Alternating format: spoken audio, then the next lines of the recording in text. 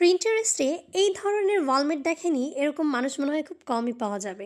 তো সেটা দেখে আমি এইরকম একটা ওয়ালমেট বানিয়ে ফেলেছি। তো চলো আজকে তোমাদের সাথে টিউটোরিয়ালে শেয়ার করি কিভাবে আমি এই ওয়ালমেটটা বানিয়েছি। তো প্রথমে আমি এটার জন্য নিয়েছি একটা বোর্ড, সাথে নিয়েছি ম্যাক্রোমের সুতা। এটার জন্য হোয়াইট সুতাটা ইউজ করলে ভালো হয়, কারণ এতে তোমরা যখন কালার করবে কালারটা অনেক বেশি সুন্দরভাবে বোঝা যাবে। অন্য সুতার মধ্যে কিন্তু এত সুন্দরভাবে বোঝা যাবে না যতটা হোয়াইট কালারটাতে ফুটে উঠবে।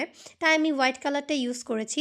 আর রাউন্ড রাউন্ড রাউন্ড করে কিভাবে কাজটা করছি সেটা তো দেখতেই পাচ্ছ। তো আমার কাজটা চলতে থাকুক, তো ততক্ষণ তোমাদেরকে নতুন একটা পেজের সাথে পরিচয় করিয়ে দেই। এই সুন্দর শোপিসটা যে দেখতে পাচ্ছ, এটা আমাকে ক্রাফট এন্ড পেজ থেকে পাঠানো হয়েছে। এটা অনেক বেশি সুন্দর। এটা তোমাদের ডাইনিং টেবিলে অথবা সোফা টেবিল অথবা টি টেবিলে রাখলে কিন্তু অনেক বেশি সুন্দর লাগে। এটা তোমার টেবিলের সৌন্দর্যটাকে অনেক বেশি বাড়িয়ে ফেলে। তোমরা চাইলে কিন্তু এই প্রোডাক্টটা ভাইয়ার কাছ থেকে অর্ডার করতে পারো। আমি কিন্তু পেজ লিঙ্কটা দিয়ে দিয়েছি। তো চলো এখন আমাদের কাজে ফেরা যাক। আমি কিভাবে সার্কেলটা করে নিয়েছি ওটা তো দেখতেই পেলে। তারপর আমি এটাকে কাট করে নিব এন্টি কাটারের মাধ্যমে। যেহেতু বোর্ডটা অনেক বেশি মোটা ছিল তাই এন্টি কাটার আর কেচি দুইটা একসাথে ইউজ করেছি আমি।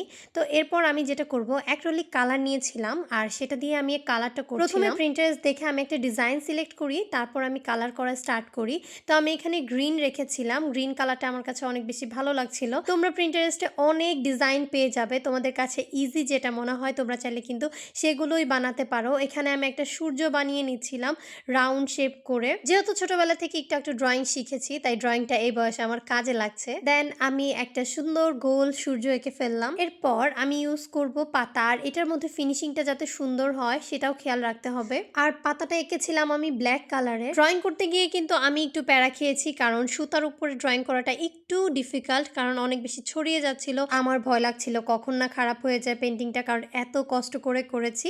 বাট না, লাস্ট পর্যন্ত মোটামুটি ভালোই ফিনিশিং এসেছে। এরপরে ব্ল্যাক কালার একটু ছড়িয়ে গিয়েছিল, এটা আমি অরেঞ্জ কালার ইউজ করে একদম ঠিক করে দিয়েছি। দেন আমি এগুলোকে শুকাতে দিয়েছিলাম। শুকানোর পরে এটাকে হ্যাং করার জন্য ম্যাক্রোমের সুতা পিছনে লাগিয়ে দিচ্ছি। এন্ড এরপরে আমি এটাকে কভার আপ করে দিব শপিং ব্যাগের সাহায্যে। এরপর এটাকে জাস্ট কাট করে নিলেই কিন্তু হয়ে যাবে। আমি এরকম 3টা বানিয়ে নিয়েছি। সবগুলো ড্রয়িং তো তোমাদেরকে একে একে দেখানো পসিবল না, তাই একটা দেখিয়ে বুঝিয়ে দিলাম যে আমি কিভাবে কাজটা করেছি।